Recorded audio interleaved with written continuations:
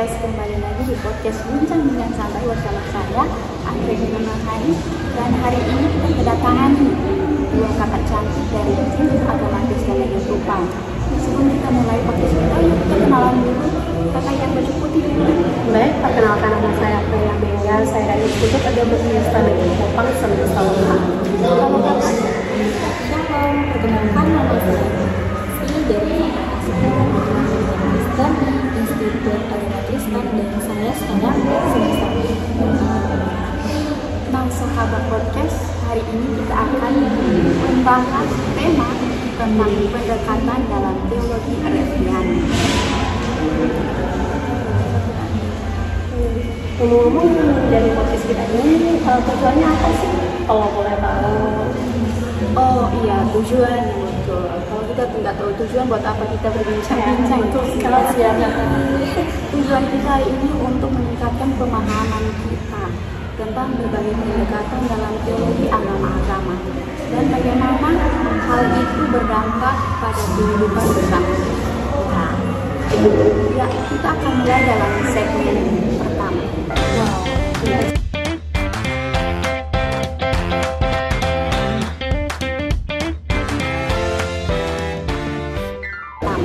Wow, menarik sekali ya saya.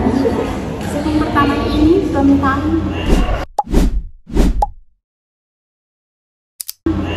pendekatan eksklusif dan inklusif. Nah, kita mulai nih. Menurut kakak Atilia, apa sih itu eksklusif? Nah, kalau menurut saya, yang seperti kita ketahui bahwa eksklusif pemberi pandangan itu hanya satu agama saja yang benar ya. Kalau dalam konteks agama Kristen, bahwa mempercayai bahwa hanya melalui Yesus Kristus kita dapat diselamatkan, itu kita bisa lihat dalam Yohanes pasal 14 ayat 6. Jangan lupa teman-teman, kita harus baca di Yohanes berapa kak? Yohanes pasal 14 ayatnya yang ke-6. Tepat sekali yang aku bilang bahwa pendekatan inklusif ini mengakui kebenaran orang lain, tapi tetap berpegang teguh kepada keyakinan akan Yesus Kristus. Menarik sekali ya sahabat. Jadi meskipun ada perbedaan, tetap ada ruang untuk harapan dan kebenaran. Ya, betul sekali teman-teman. Ya, oke sahabat, kita lanjut di segmen kedua.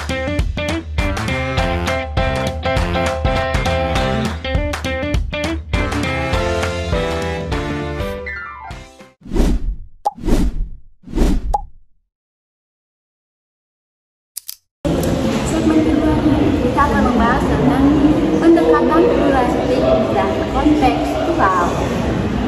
Nah, sekarang saya mau tanya lagi. Maaf ya, tanyakan terlalu kebanyakan. Tanyanya tentang pendapat kakak-kakak tentang pendekatan pluralistik. Wow, pluralistik ya. Sebenarnya pluralistik itu dia pandangannya itu sangat berbanding terbalik ya dengan yang tadi kita bahas di segmen pertama. Dia menyatakan bahwa semua agama itu membawa keselamatan. Itu di pluralistik ya. Jadi teman-teman perlu kita ketahui bahwa ini itu dia memberikan dampak terbaik bagi kita untuk saling mengenal agama lain.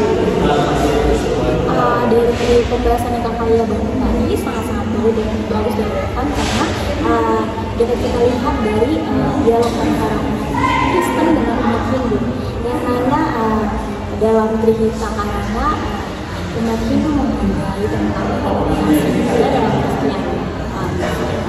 Terima kasih ya kakak sudah menjelaskan tentang pendekatan pluralistik. Nah sahabat, kita akan lanjut di segmen yang ketiga.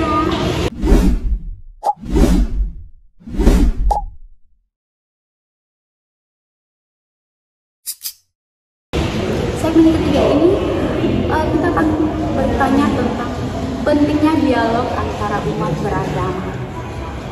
Nah, kakak-kakak, menurut kakak tuh seberapa penting dialog antara agama menurut kakak-kakak? Wow, kalau menurut saya pribadi sebenarnya itu sangat penting ya, karena kita harus memiliki kita harus memiliki percakapan ya dengan agama lain untuk kita saling mengetahui seberapa dalamnya pengetahuan bagi mereka. Kita juga harus menanamkan antara agama itu berdialog dengan agama lain, memberikan kita space baru begitu ya, pengetahuan atau pengalaman baru. Kita juga bisa membangun relasi atau membangun kerjasama ya. Mungkin juga kita bisa membangun toleransi yang lebih relevan lagi. Oke, tepat sekali bahwa dari jalan dengan positif membangun dialog yang positif pula. Dan dari hal itu kita dapat lihat bahwa masyarakat akan membangun sebuah relasi yang baik beragama, serta dari situ kita dapat lihat bahwa terjalin kebutuhan hubungan antara umat beragama di antara masyarakat. Wah, betul sekali ya Kak ya. Wah, diskusi kali ini sangat menginspirasi ya sahabat. Kita membahas berbagai pendekatan dalam teologi Reggiano dari eksklusif hingga pluralistik. Semua pendekatan ini menunjukkan bahwa meskipun ada perbedaan ya kakak-kakak, ada juga banyak kesamaan dari yang bisa dieksplorasi. Betul sekali teman-teman. Dari sini kita belajar bahwa kita bisa membangun kritis dan saling memahami dalam menghadapi keberagaman. Dan semoga dari hal ini kita dapat membangun jembatan kasih, dimana kita dapat membangun hubungan dari antara. Nah, diskusi kali ini sangat seru dan pasti teman-teman di rumah menyapa suasana ya.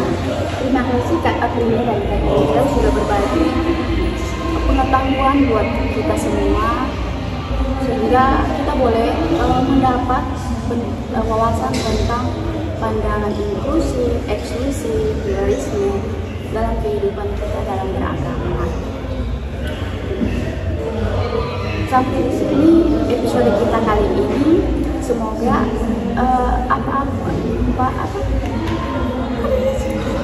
semoga pembahasan kita kali ini dapat menginspirasi atau menambah pengetahuan sahabat-sahabat kita. Sampai jumpa di episode berikutnya.